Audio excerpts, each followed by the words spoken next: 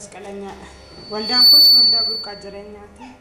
waaqayyo waan naafole lafa kanatti baay'eedha isa keessaa waa muraasa dhugaaba asitti gaaf tokko guyyaa isaa hojjaa lamaaniiti baay'ee arma koo kana na dhukkuba tureet na ciniina raajiin keessa deemaniituma kadhachaa jiranii namni ture akka waan gondaa si ciniinutti arma keessa ciniinu as baay'ee anuma jedheen gaafa jalqabaa nan ba'ee asitti naa kadhatamee afurrii hamaa sun iyyeen irraa ba'ee nan galee akkasumattis immoo na dhiisuu hin dandeenye tureetuma natti deebi'ee isa bocarrashaa isaarraa ammas waa'ee dhimma kanaa guyyaan isaas guyyaa maaksanyooti asumattidha. Mucayyoon tokko armashii kana ammatti deebi'eeti hin dhukkubaa keessaa hin ciniinaa tureeti hospitaala galchuudhaaf opereeshinii taatee akkasiin duutuufi irratti seexanni karoora baafattee jedhaniituma dubbatanii anituma sagaleen kun labsamaa jiru nan dhiisee tan ba'ee ka'een deebi'ee dhufe gaafa nan deebi'ee dhufe iddoo kana taa'u si dhawooti maaliif zimjettanaan jedhanii kaza kana ba'ee asitti baay'ee lafa kana gaafan ga'u asitti gaafa na ciibsan baay'ee armi koo kun baay'ee na guba bakka ammani of wallaadu dirasitti baay'ee na gubaa ture afurichi iyyeen irraa ba'ee erga gaafa sanaati kun obbiyaasa naannoo ji'a 4-5 ta'eera armi koo sunis nagaa ta'ee fayyaan argadhee wanti tokkittiin hin jiru kanaaf na galateeffadha.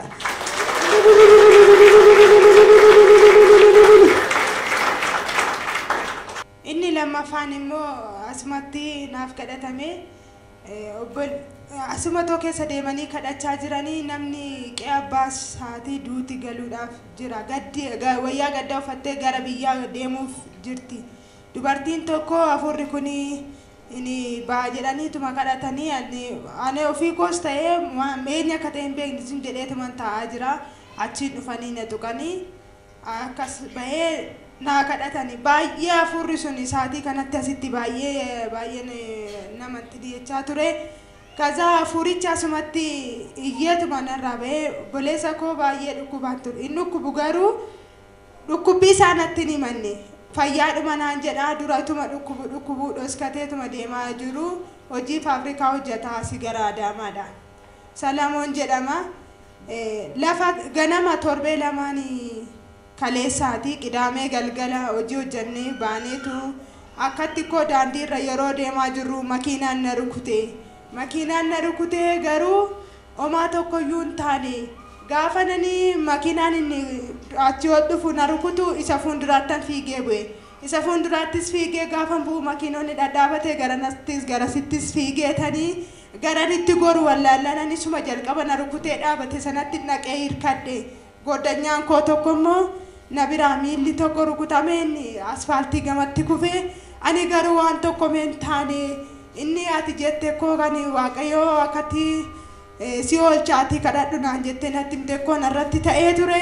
garuu immoo waaqayyo na oolche akkatti du'a gidduudhaan oolee goddanyaan koo sin hafee anis na rukutame garuu umaa waan tokkoyyuu hin taane ceekuu koo kana bichaatu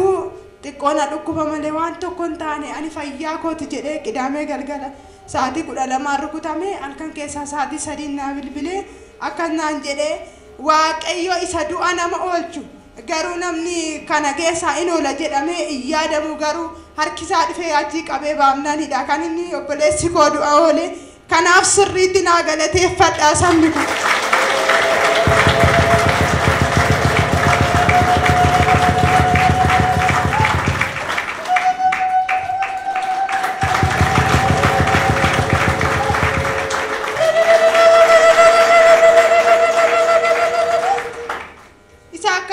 Fageenya gubbaarratti baay'ee lafa kanatti naaf kadhatamaa karaa kootii naati koos obbolaan koos hundumti isaaniitu abbaan koos du'a oolee kanaaf namni akka koo waan hundarraa ooltan hundumti keenya iyyuu hin sodaanna malee sodaannu keessa jira malee waan oolmaan waaqayyo nuuf oole waan guddaadha hin sodaatinaa koottaa dhugaa ba'aa oolmaa waaqayyo mul'isaa waaqayyo akkanatti du'a gidduudhaa nama baasaadha abbaa miti fira miti nama miti hanna keessaa nama oolchusa kana gooftaa Yesuus Kiristoos ila ta'eefu sodaatinaa dhugaa ba'aan jedha kanaaf immoo waaqayyo raajiin wajjiniin dadhabanii yeroo hundumaa nuffetoon jenne dadhabetoon jenne ammatti deebi'ee ammarraa baasee amma jedhanii otoo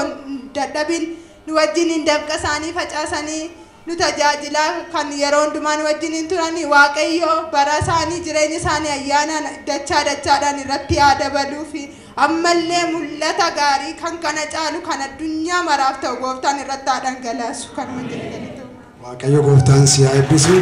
waaqayyo sakaraa hundumaa